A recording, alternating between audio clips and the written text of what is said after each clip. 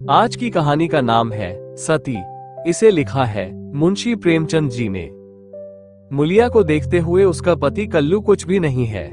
फिर क्या कारण है कि मुलिया संतुष्ट और प्रसन्न है और कल्लू चिंतित और सशंकित? मुलिया को कौड़ी मिली है, उसे दूसरा कौन पूछेगा। कल्लू को रत्न मिला है, उसके सैकड़ों ग्राहक हो सकते हैं। खासकर उसे अपने चचेरे भाई राजा से बहुत खटका रहता है। राजा रूपवान है, रसिक है, बातचीत में कुशल है, स्त्रियों को रिझाना जानता है। इससे कल्लू मुलिया को बाहर नहीं निकलने देता। उस पर किसी की निगाह भी पड़ जाए, यह उसे असह्य है। वो अब रात दिन मेहनत करता है, जिससे मुलिया को किसी बात का कष्ट ना हो।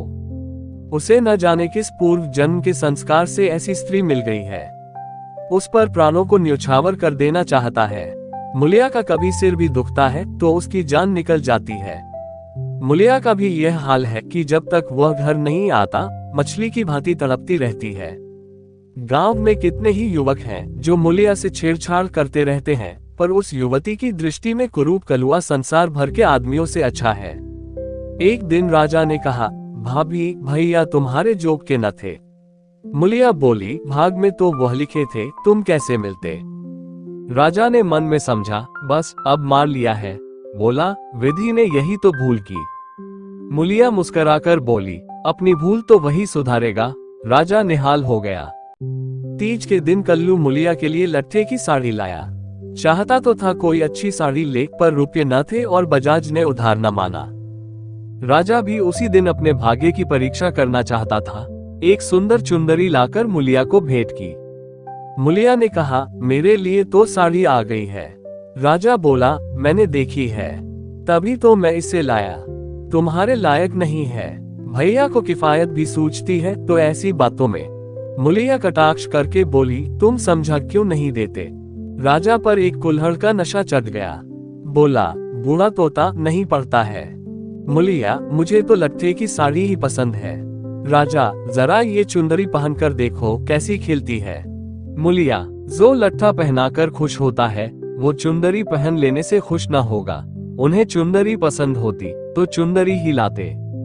राजा, उन्हें दिखाने का काम नहीं है। मुलिया विस्मय से बोली, मैं क्या उनसे बिना पूछे ले लूंगी। राजा, इसमें पूछने की कौन सी बात है। जब वो काम पर चला जाए पहन लेना, मैं भी देख लूंगा। मुलिया ठट्ठा मारकर हंसती हुई बोली, यह ना होगा। देवर जी कहीं देख ले तो मेरी सामत ही आ जाए। इसे तुम लिए जाओ। राजा ने आग्रह करके कहा, इसे न लोगी भाभी तो मैं जहर खा के सो रहूंगा। मुलिया ने साड़ी उठाकर आले पर रख दी और बोली, अच्छा लो, अब तो खुश हुए। राजा ने उंगली पकड़ी, अभी तो भैया नहीं है, जरा पहन लो। मुलिया ने अंदर जाकर चुंदरी पहन ली और फूल की तरह महकती दमकती बाहर आई। राजा ने पहुंचा पकड़ने को हाथ फैलाया, बोला, ऐसा जी चाहता है कि तुम्हें लेकर भाग जाऊं। मुलिया उसी विनोद भाव से बोली, जानते हो तुम्हारे भैया का क्या हाल होगा। ये कहते हुए उसने किवाड़ बंद कर लिए। राजा को ऐसा मालूम हुआ कि थाली परोसकर उसके सामने से उठा ली गई। मुलिया का मन बार बार करता था कि चुंदरी कल्लू को दिखा दे, पर नतीजा सोचकर रह जाती थी। उसने चुंदरी रख क्यों ली। उसे अपने ऊपर क्रोध आ रहा था, लेकिन राजा को कितना दुख होता। क्या हुआ, उसकी चुंदरी क्षण भर पहन लेने से उसका मन तो रह गया, लेकिन उसके प्रशांत मानस सागर में यह एक कीट आकर उसे मथ रहा था। उसने क्यों चुंदरी रख ली। क्या ये कल्लू के साथ विश्वासघात नहीं है। उसका चित्त इस विचार से विकल हो गया। उसने मन को समझाया, विश्वासघात क्यों हुआ, इसमें विश्वासघात की क्या बात है। कौन वह राजा से कुछ बोली। जरा सा हंस देने से अगर किसी का दिल खुश हो जाता है तो इसमें क्या बुराई है। कल्लू ने पूछा, आज रज्जू क्या करने आया था। मुलिया की देह थर थर कांपने लगी। बहाना कर गई, तमाकू मांगने आए थे। कल्लू ने भवें सिकोड़कर कहा, उसे अंदर मत आने दिया करो, अच्छा आदमी नहीं है। मुलिया, मैंने कह दिया तमाकू नहीं है तो चले गए। कल्लू ने अब की तेजस्विता के साथ कहा, क्यों झूठ बोलती है, वो तमाकू मांगने नहीं आया था। मुलिया, तो और यहाँ क्या करने आते। कल्लू, चाहे जिस काम से आया हो, तमाकू मांगने नहीं आया। वह जानता था मेरे घर में तमाकू नहीं है, मैं तमाकू के लिए उसके घर गया था। मुलिया की देह में काटो तो लहू नहीं, चेहरे का रंग उड़ गया। सिर झुकाकर बोली, मैं किसी के मन का हाल क्या जानूं? आज तीज का रथ जगा था। मुलिया पूजा का सामान कर रही थी, पर इस तरह जैसे मन में जरा भी उत्साह, जरा भी श्रद्धा नहीं है। उसे ऐसा मालूम हो रहा है उसके मुख में कालिमा पुत गई है और अब वो कल्लू की आंखों से गिर गई है।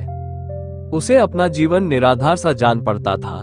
सोचने लगी, भगवान ने मुझे ये रूप क्यों दिया? ये रूप ना होता तो राजा क्यों मेरे पीछे पड़ता और क्यों आज मेरी यह गत होती? मैं काली कुरूप रहकर इससे कहीं सुखी रहती, तब तो मन इतना चंचल न होता।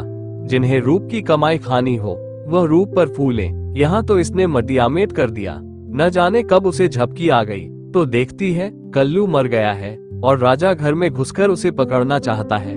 उसी दम एक वृद्धा स्त्री न जाने किधर से आकर उसे अपनी गोद में ले लेती है और कहती है, तूने कल्लू को क्यों मार डाला? मुलिया रोकर कहती है, माता, मैंने उन्हें नहीं मारा। वृद्धा कहती है, हाँ, तूने छुरी कटार से नहीं मारा। उस दिन तेरा तप छीन हो गया और इसी से वह मर गया। मुलिया ने चौकन्नी आंखें खोल दी। सामने आंगन में कल्लू सोया हुआ था। वो दौड़ी हुई उसके पास गई और उसकी छाती पर सिर रखकर फूट फूट कर रोने लगी। कल्लू ने घबराकर पूछा, कौन है? मुलिया, क्यों रोती हो? क्या डर लग रहा है? मैं तो जाग ही रहा हूँ। मुलिया ने सिसकते हुए कहा, मुझसे आज एक अपराध हुआ है, उसे क्षमा कर दो। कल्लू उठ बैठा, क्या बात है, कहो तो, रोती क्यों हो? मुलिया, राजा तमाकू मांगने नहीं आया था, मैंने तुमसे झूठ कहा था। कल्लू हंसकर बोला, वो तो मैं पहले ही समझ गया था। मुलिया, वो मेरे लिए चुंदरी लाया था, तुमने लौटा दी। मुलिया कांपती हुई बोली, मैंने ले ली, कहते थे मैं जहर माहुर खा लूंगा। कल्लू निर्जीव की भांति खाट पर गिर पड़ा और बोला, तो रूप मेरे बस का नहीं है, देव ने कुरूप बना दिया तो सुंदर कैसे बन जाऊं? कल्लू ने अगर मुलिया को खोलते हुए तेल में डाल दिया होता तो भी उसे इतनी पीड़ा न होती। कल्लू उस दिन से कुछ खोया खोया सा रहने लगा। जीवन में न वो उत्साह रहा न वो आनंद। हंसना बोलना भूल सा गया। मुलिया ने उसके साथ जितना विश्वासघात किया था उससे कहीं ज्यादा उसने समझ लिया और यह भ्रम उसके हृदय में केवड़े के समान चिपट गया। वो घर अब उसके लिए केवल लेटने बैठने का स्थान था और मुलिया केवल भोजन बना देने वाली मशीन। आनंद के लिए वो कभी कभी ताड़ी खाने चला जाता या चरस के दम लगाता। मुलिया उसकी दशा देख देख अंदर ही अंदर कुढ़ती थी। वो उस बात को उसके दिल से निकाल देना चाहती थी, इसलिए उसकी सेवा और मन लगा कर करती, उसे प्रसन्न करने के लिए बार बार प्रयत्न करती, पर वह जितना ही उसको खींचने की चेष्टा करती थी उतना ही वो उससे विचलता था, जैसे कोई कटिये में फंसी हुई मछली हो। कुशल ये था कि राजा जिस अंग्रेज के यहाँ खान सामा था उसका तबादला हो गया और राजा उसके साथ चला गया था, नहीं तो दोनों भाइयों में से किसी न किसी का जरूर खून हो जाता। इस तरह साल भर बीत गया। एक दिन कल्लू रात को घर लौटा तो उसे ज्वर था। दूसरे दिन उसकी देह में दाने निकल आए। मुलिया ने समझा माता है, मान मनौती करने लगी, मगर 4-5 दिन में ही दाने बढ़कर अवले पड़ गए और मालूम हुआ कि यह माता नहीं है, उपदंश है। कल्लू के कलुषित भोग विलास का ये फल था। रोग इतनी भयंकरता से बढ़ने लगा कि आवलों में मवाद पड़ गया और उनमें से ऐसी दुर्गंध उड़ने लगी कि पास बैठते नाक फटती थी। देहात में जिस प्रकार का उपचार हो सकता था वो मुलिया करती थी, पर कोई लाभ न होता था और कल्लू की दशा दिन दिन बिगड़ती जाती थी। उपचार की कसर वह अबला अपनी स्नेहमय सेवा से पूरी करती थी। उस पर गृहस्थी चलाने के लिए अब मेहनत मजूरी भी करनी पड़ती थी। कल्लू तो अपने किए का फल भोग रहा था। मुलिया अपने कर्तव्य का पालन करने में मरी जा रही थी। अगर कुछ संतोष था तो ये कल्लू का भ्रम उसकी इस तपस्या से भंग होता जाता था। उसे अब विश्वास होने लगा था कि मुलिया अब भी उसी की है। वह अगर किसी तरह अच्छा हो जाता तो फिर उसे दिल में छिपाकर रखता और उसकी पूजा करता। प्रातः काल था। मुलिया ने कल्लू का हाथ मुंह धुलाकर दवा पिलाई और खड़ी पंखा डुला रही थी कि कल्लू ने आंसू भरी आंखों से देखकर कहा, मुलिया, मैंने उस जन्म में कोई भारी तप किया था कि तू मुझे मिल गई। तुम्हारी जगह मुझे दुनिया का राज मिले तो भी न लूं। मुलिया ने दोनों हाथों से उसका मुंह बंद कर दिया और बोली, इस तरह की बातें करोगे तो मैं रोने लगूंगी। मेरे धन्य भाग की तुम जैसा स्वामी मिला। ये कहते हुए उसने दोनों हाथ पति के गले में डाल दिए और लिपट गई। फिर बोली, भगवान ने मुझे मेरे पापों का दंड दिया है। कल्लू ने उत्सुकता से पूछा, सच कह दो मूला राजा, और तुम में क्या मामला था? मुलिया ने विस्मित होकर कहा, मेरे और उसके बीच कोई और मामला हुआ हो तो भगवान मेरी दुर्गति करे। उसने मुझे चुंदरी दी थी, वह मैंने ले ली थी, फिर मैंने उसे आग में जला दिया, तब से मैं उससे नहीं बोली। कल्लू ने ठंडी सांस खींचकर कहा, मैंने कुछ और ही समझ रखा था, न जाने मेरी मति कहाँ हर गई थी।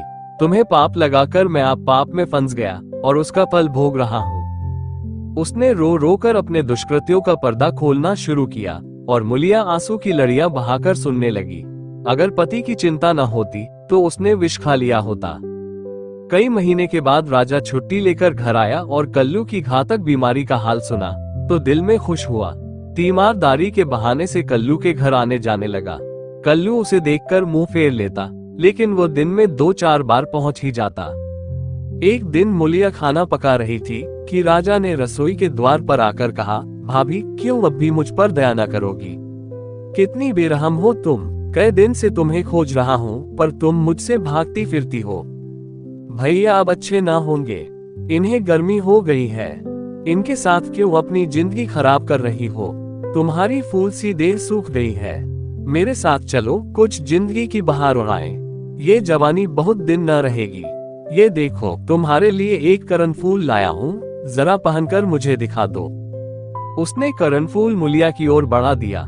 मुलिया ने उसकी ओर देखा भी नहीं, चूल्हे की ओर ताकती हुई बोली, लाला तुम्हारे पैरों पड़ती हूँ, मुझे मत छेड़ो। ये सारी विपत्ति तुम्हारी लाई हुई है, तुम ही मेरे शत्रु हो, फिर भी तुम्हें लाज नहीं आती। कहते हो भैया अब किस काम के हैं? मुझे तो अब वह पहले से कहीं ज्यादा अच्छे लगते हैं। जब मैं न होती तो वह दूसरी सगाई कर लाते, अपने हाथों ठोक खाते। आज मैं ही उनका आधार हूँ, वह मेरे सहारे जीते हैं। अगर मैं इस संकट में उनके साथ दगा करूं तो मुझसे बढ़कर अधम कौन होगा, जबकि मैं जानती हूँ कि इस संकट का कारण भी मैं ही हूँ। राजा ने हंसकर कहा, ये तो वही हुआ जैसे किसी की दाल गिर गई। तो उसने कहा, मुझे तो सूखी ही अच्छी लगती है। मुलिया ने सिर उठाकर उसकी ओर सजोत नेत्रों से ताकते हुए कहा, तुम उनके पैरों की धूल के बराबर नहीं हो लाला। क्या कहते हो तुम? उजले कपड़े और चिकने मुखड़े से कोई आदमी सुंदर नहीं होता, मेरी आंखों में तो उनके बराबर कोई दिखाई नहीं देता। कल्लू ने पुकारा, मूला थोड़ा पानी दे। मुलिया पानी लेकर दौड़ी। चलते चलते करणफूल को ऐसा ठुकराया कि आंगन में जा गिरा। राजा ने जल्दी से करणफूल उठा लिया और क्रोध में भरा हुआ चल दिया। रोग दिन पर दिन बढ़ता गया। ठिकाने से दवा दारू होती तो शायद अच्छा हो जाता, मगर अकेली मुलिया क्या क्या करती। दरिद्रता में बीमारी कोढ़ का खाज है। आखिर एक दिन परवाना आ पहुंचा। मुलिया घर का काम धंधा करके आई तो देखा कल्लू की सांस चल रही है। घबरा कर बोली, कैसा जी है तुम्हारा?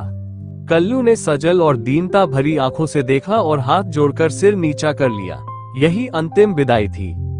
मुलिया उसके सीने पर सिर रखकर रोने लगी और उन्माद की दशा में उसके आहत हृदय से रक्त की बूंदों के समान शब्द निकलने लगे, तुमसे इतना भी न देखा गया भगवान। उस पर न्याय और दयालु कहलाते हो, इसीलिए तुमने जन्म दिया, यही खेल खेलने के लिए।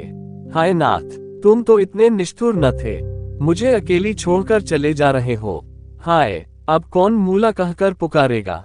अब किसके लिए कुएं से पानी खींचूंगी? किसे बैठाकर खिलाऊंगी, पंखा डुलाऊंगी? सब सुख हर लिया तो मुझे भी क्यों नहीं उठा लेते? सारा गांव जमा हो गया, सभी समझा रहे थे। मुलिया को धैर्य न होता था, ये सब मेरे कारण हुआ, ये बात उसे नहीं भूलती। हाय हाय, उसे भगवान ने सामर्थ्य दिया होता तो आज उसका सिरताज यूं उठ जाता। शव की दाह क्रिया की तैयारियां होने लगी। कल्लू को मरे 6 महीने हो गए। मुलिया अपना कमाती है, खाती है और अपने घर में पड़ी रहती है। दिन भर काम धंधों से छुट्टी नहीं मिलती। हाँ, रात को एकांत में रो लिया करती है। उधर राजा की स्त्री मर गई, मगर 2-4 दिन के बाद वो फिर छैला बना घूमने लगा और भी छूटा सांड हो गया। पहले स्त्री से झगड़ा हो जाने का कुछ डर था, अब वो भी न रहा।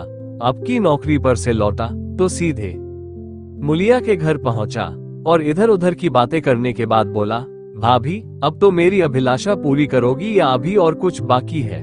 अब तो भैया भी नहीं रहे, इधर मेरी घरवाली भी सिधारी, मैंने तो उसका गम भुला दिया। तुम कब तक भैया के नाम को रोती रहोगी?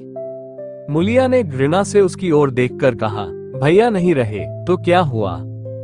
भैया की याद तो है, उनका प्रेम तो है, उनकी सूरत तो दिल में है, उनकी बातें तो कानों में है। तुम्हारे लिए और दुनिया के लिए वो नहीं है, मेरे लिए वो अब भी वैसे ही जीते जागते हैं। मैं अब भी उन्हें वैसे ही बैठे देखती हूँ। पहले तो देह का अंतर था, अब तो वो मुझसे और भी नगीच हो गए हैं, और जो जो दिन बीतेंगे और भी नगीच होते जाएंगे। भरे पूरे घर में दाने की कौन कदर करता है? जब घर खाली हो जाता है तब मालूम होता है कि दाना क्या है। पैसे वाले पैसे की कदर क्या जाने। पैसे की कदर तब होती है जब हाथ खाली हो जाता है, तब आदमी एक एक कौड़ी दांत से पकड़ता है। तुम्हें भगवान ने दिल ही नहीं दिया, तुम क्या जानो सोहबत क्या है। घरवाली को मरे अभी 6 महीने भी नहीं हुए और तुम सांड बन बैठे। तुम मर गए होते तो इसी तरह वह भी अब तक किसी के पास चली गई होती। मैं जानती हूँ कि मैं मर जाती तो मेरा सिरताज जन्म भर मेरे नाम को रोया करता। ऐसे ही पुरुषों की स्त्रियां उन पर प्राण देती हैं। तुम जैसे सोहदों के भाग में पत्तल चाटना लिखा है, चाटो, मगर खबरदार आज से मेरे घर में पांव न रखना, नहीं तो जान से हाथ धोगे। बस निकल जाओ।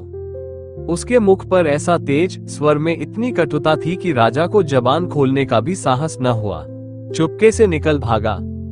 आज की कहानी समाप्त हुई। ऐसी ही कहानियां सुनने के लिए वीडियो को लाइक, शेयर और चैनल को सब्सक्राइब जरूर करें। धन्यवाद। जय हिंद।